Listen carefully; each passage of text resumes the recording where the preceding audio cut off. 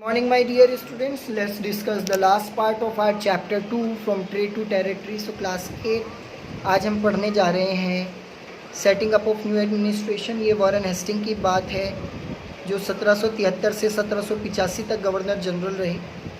Was one of the many important figure who played the significant role in the expansion of company power, जिन्होंने बहुत अहम भूमिका निभाई company power को expand करने की। By his time the company had acquired power not only in Bengal, सिर्फ बंगाल में इनकी पावर नहीं रही बल्कि बॉम्बे, मद्रास, यहाँ भी इन्होंने अपनी पावर को स्थापित किया। British territories were broadly divided into administrative unit called paradise presidencies उनको नाम दे दिया गया। 3 प्रेसिडेंसी बनाई गई बंगाल, मद्रास और बॉम्बे में, जिसका नाम है बंगाल, मद्रास को चेन्नई और बॉम्बे को मुंबई के नाम से आज जाना जाता है। Each was ruled by the governor, सभी को गवर्नर रूल करता है। And the supreme head of the administration was governor general, जिसका नाम था Warren Hasting. The first governor general introduce several administrative reforms notably in its sphere of justice. उसके बाद 1772 में एक नया सिस्टम जस्टिस का एस्टेब्लिश किया गया, जिसके अंदर डिस्ट्रिक्ट में 2 कोर्ट बनाए गए, जिसमें एक तो जितने आपके क्रिमिनल कोर्ट बनाया, एक सिविल कोर्ट बनाया। क्रिमिनल कोर्ट बोले तो फौजदारी अदालत और सिविल कोर्ट दीवानी अदालत बनाई गई। Maulvis and Hindus pandit interpret Indian law for the European district collectors who presided over civil court. Criminal court में उनको गाजी में दे दिया, वहाँ पे एक जज रहेगा एंड मुफ्ती मतलब एक मुस्लिम कम्युनिटी वाला जो कि सुपरविजन करेगा कलेक्शन को लेकर। A major problem was the Brahman pandit gave different interpretation of local laws based on different school of Dharmashastra, अलग अलग स्कूल धर्मशास्त्र सिखाने के लिए बनाए गए। टू ब्रिंग अबाउट यूनिफॉर्मिटी 1775 में 11 पंडितों को कहा गया कि they digest of Hindu law and we held it translated this digest into English, उसको इंग्लिश में बदल दिया गया। By 1778 a code of Muslim law was also compelled for the benefit of European जजेस। मुस्लिम लॉ को कंपेल कर दिया गया क्योंकि उससे यूरोपियन जजेस को बहुत ज़्यादा बेनिफिट मिलने लगा। अंडर द रेगुलेटिंग एक्ट 1773 1773 के एक रेगुलेटिंग एक्ट के तहत एक नया सुप्रीम कोर्ट एस्टेब्लिश किया गया। While a court of appeal the Sadar Nizamat Adalat was also set up in Calcutta, एक कलकत्ता में सदर निजामत अदालत बनाई गई।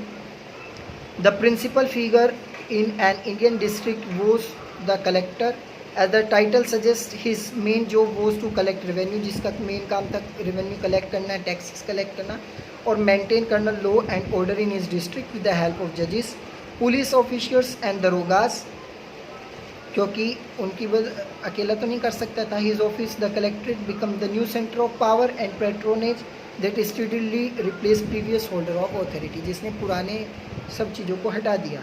अब कंपनी की आर्मी की बात करें तो colonial rule in India brought in some new ideas of administration and reforms, but its power rested in military strength, power restrict रह गई मिलिट्री में।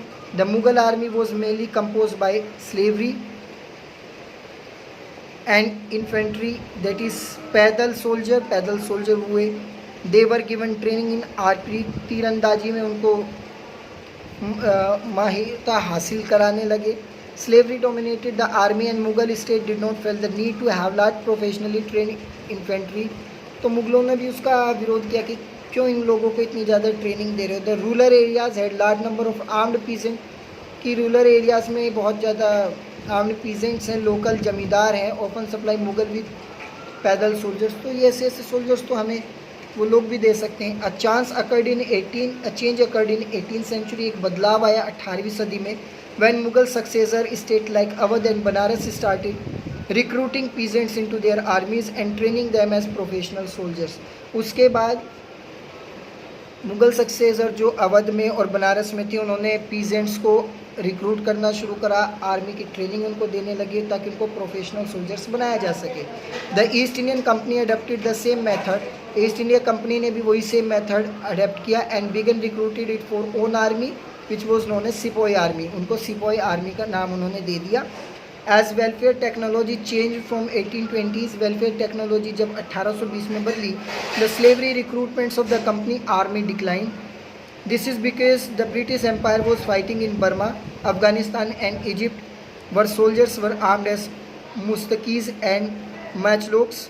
फिर वो नाम बदल दिया गया. The soldiers of company army had to keep pace with changing military requirement. हर एक चीज़ इन्फेंट्री रेजिमेंट्स के तहत सब चीज़ बदली गई क्योंकि वो एक इम्पॉर्टेंट चीज़ मानी जाने लगी. In the early 19th century में British began to develop a uniform military culture. एक यूनिफॉर्म मिलिट्री कल्चर बना दिया गया. Soldiers were increasingly subjected to European style trading. European style trading में उनको ट्रेनिंग दी जाने लगी. ड्रिल एंड डिसिप्लिन, किस तरीके से उनको रहना है, क्या करना है, क्या नहीं करना है, किस तरीके से वो अपनी फीलिंग्स को बता सकते हैं, कैसा उनको लग रहा है, ये सब चीज़ें उनको सिखाई जाने लगी. उसके बाद रिवोल्ट ऑफ 1857 हुआ जिसने which gives glimpse into the world of the sepoys, जिसके बारे में जो हम पढ़ेंगे सिपोइज के बारे में वो हम पढ़ेंगे चैप्टर 5 में. तो अब हमें इस बात से क्या कंक्लूजन मिलता है.